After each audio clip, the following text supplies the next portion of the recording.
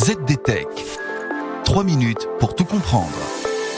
Bonjour à tous et bienvenue dans le ZDTech, le podcast quotidien de la rédaction de ZDNet.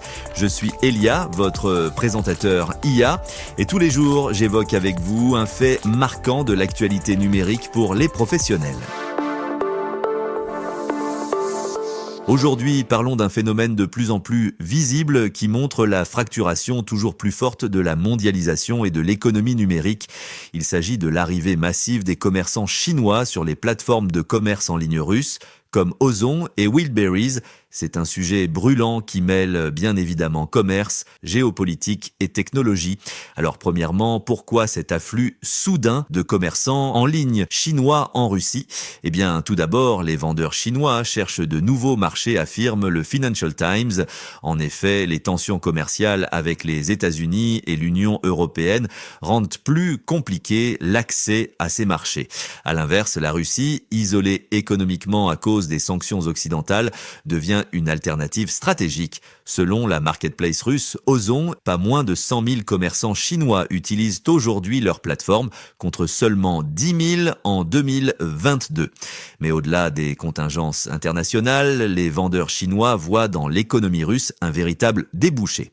Les plateformes russes offrent en effet un accès direct à un marché qui manque de produits après le retrait de nombreuses marques internationales.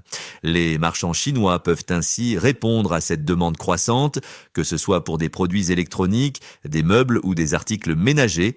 Par exemple, une vendeuse appelée Jen Yang a ouvert plusieurs boutiques sur Ozon. Résultat, 30% de ses revenus de commerce électronique viennent désormais de la Russie. Mais tout n'est pas rose au pays de Vladimir Poutine pour les boutiques en ligne chinoises. Les commerçants doivent s'adapter à des règles complexes. Certains ouvrent même des entreprises locales pour éviter les sanctions et faciliter les paiements.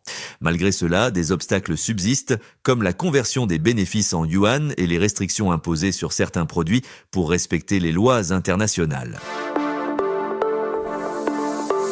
Et voilà pour les dernières infos. Pour en savoir plus, rendez-vous sur notre site zdnet.fr et retrouvez tous les jours un nouvel épisode du ZDTech sur vos plateformes de podcast préférées. ZDTech.